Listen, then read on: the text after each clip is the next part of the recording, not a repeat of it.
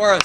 I own Hell's Kitchen Catering, a 32-year-old business with 39 full-time employees and over 80 part-time and seasonal workers. I'm here today to urge our governor, Bruce Rauner, to sign into law an enlightened piece of public policy that will gently and gradually raise the minimum wage of our most vulnerable workers to $15 an hour by 2022.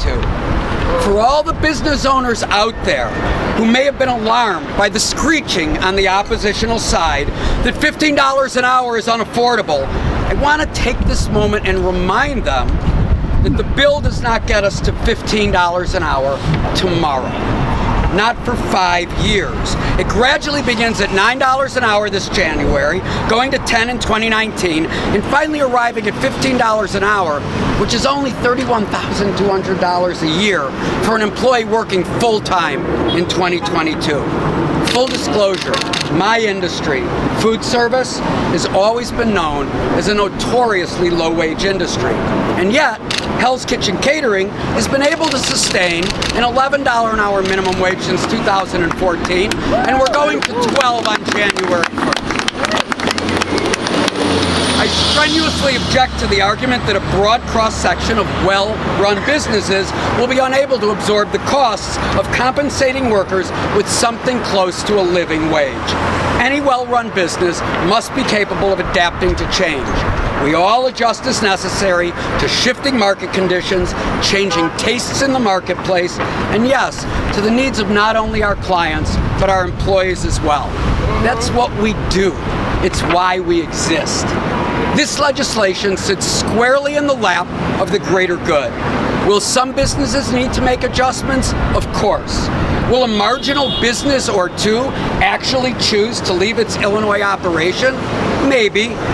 But I and thousands of entrepreneurial business owners like me are not running our businesses for a single year's profit.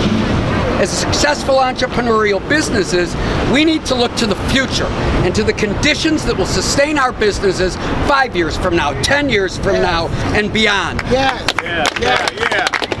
We need to look at conditions that a vibrant economy requires for long-term sustained growth and support all inputs into creating those conditions.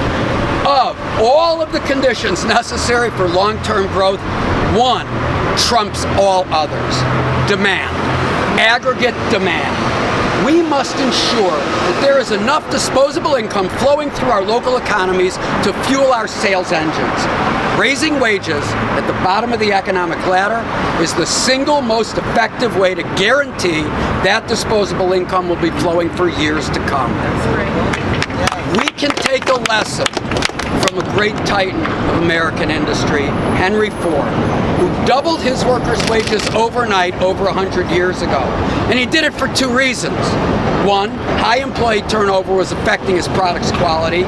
But two, he needed his employees to be able to afford the product they spent their day creating.